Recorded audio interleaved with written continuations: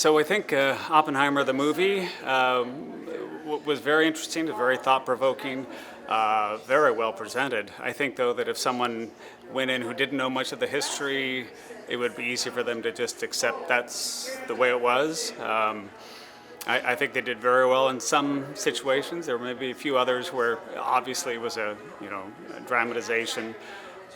Maybe some liberties might have been taken, but I think overall it was very good. I mean, it certainly portrayed Oppenheimer as very complex, conflicted, moral, but that was obviously questioned throughout the movie. So a satisfying, film-going experience for sure. So I'd highly recommend the film, and certainly I think people who see it will get a lot out of it. And what did your father do during the war? So my dad, he worked on the triggering device for the gadget for the Fat Man bomb, the one that was dropped on Nagasaki and the one that was tested at Trinity. So he was in the Army. He went through a super fast electronics training program through the Army. He got recruited into the Manhattan Project. Worked at Los Alamos, went to Wendover to get the planes ready to take the bombs to Japan, and then he was sent to the island of Tinian to help put the Fat Man bomb together.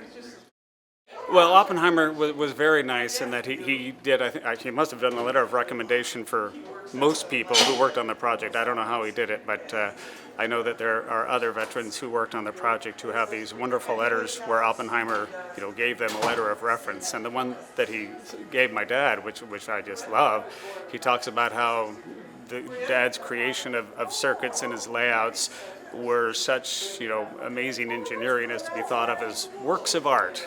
And I thought, hearing something like that from Robert Oppenheimer was a pretty nice letter of recommendation. That's fantastic. Anything else you can tell the audience out there about the film or about your own understanding of the era? I think one good thing it did do is it showed that there was a lot of there was a great deal of conflict, obviously in the world, but I think in people's minds, the rise of communist sympathies in the U.S. at the time, the academic atmosphere at places like Berkeley, which, I went to Berkeley, wasn't quite that liberal when I went, but still is, of course. And I think the thinking where Oppenheimer wanted to be the loyal American, and they wanted to first, of course, stop Hitler, and then when Hitler was defeated, we still had to take care of Japan.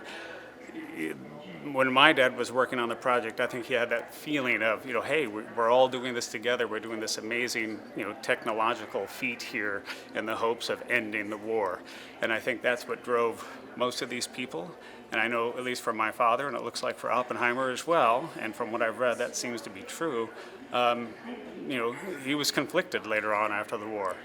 What did I unleash on the world? And I think perhaps Oppenheimer was hoping that what was unleashed was so horrible that people would never want to have, a nuclear war. So far, he's succeeded. Let's hope. Oppenheimer movie, I was expecting to not like it, and that wasn't true. It was, I kind of figured it was three movies.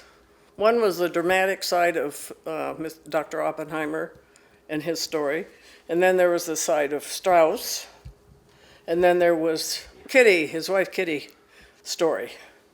It was interesting. We listened to people coming out of the movie, and they said that they got lost with the science.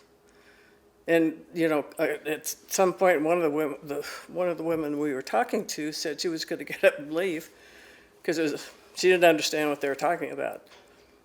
So I think it's kind of a mixed stew of information and dramatics. And what did you think of the acting and performances? The acting was very good. I thought that the scenery, the background, the landscape was not.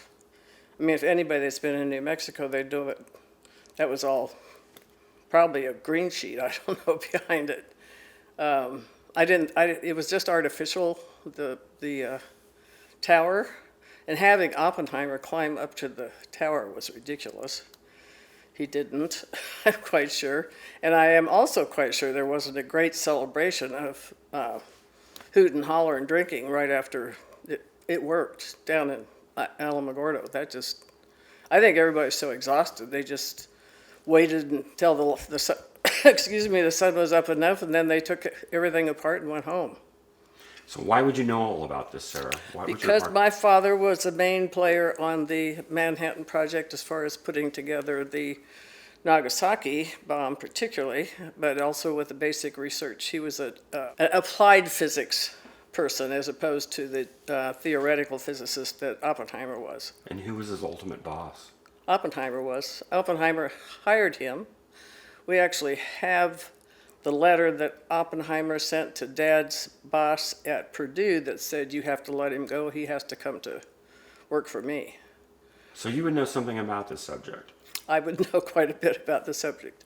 Yes. So you liked it. There was just a couple problems with it, in your opinion. You'd recommend people to see it, or? Now, that's a hard question to answer in a way. I think people will be put off by the science. It was a confusing mix of technical details and drama. And I don't think they wedded together very well in that movie.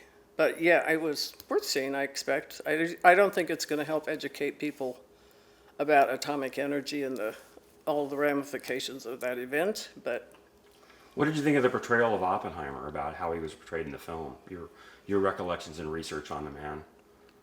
I think that was fairly accurate, and there's certainly been a great deal written and filmed about that. And I do think the support the scientists had, I was glad to see that he showed that they came to his hearings and told him that he was a good guy, and said so later. It helped him. It was well, that part was well done, I think, and that was an emotional event in Oppenheimer's life, no doubt, so. And I believe your father met Heisenberg, and Dr. Oppenheimer came for those negatives at one point.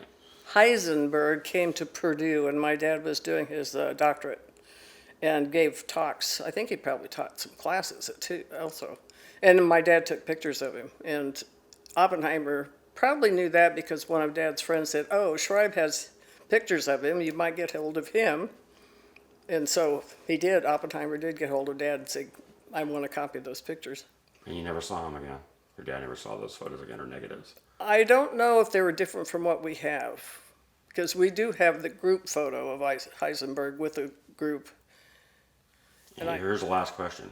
So what should people do to get a very accurate portrait of the history and of your father? What can they see? They really need to go online and search for the half-life of genius, physicist Ramer Schreiber. And what are they going to learn when they watch that? All the intimate details of the atomic energy beginning, I suppose. My dad was very active and in fact, he was a key player on the Manhattan Project. And then he went from there to trying to develop nuclear energy for rocket ship to Mars.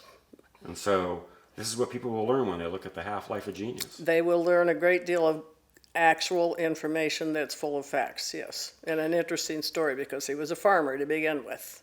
So here's one more question. So where were you born? Box 1663, Sandoval County, Santa Fe, New Mexico. Which Also would be, know there we go. is that's everybody who was born in Los Alamos until the gates opened had that on their birth certificate, and I was one of those. So you would have been one of the babies born at Los Alamos. Yes. And Oppenheimer was kind of dealing with the baby boom there. Yes, and that's when Groves, I don't know who was in the movie, but I know Groves was given a lot of flack for the number of diapers he ordered to be delivered to Los Alamos. So, yeah. And of course, he couldn't say why he needed them. But there was a baby boom, I guess, 200, 300 kids born in 2 years.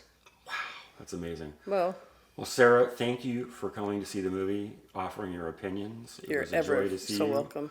It's a joy to work with you on your father's and your mother's recollections and your own history.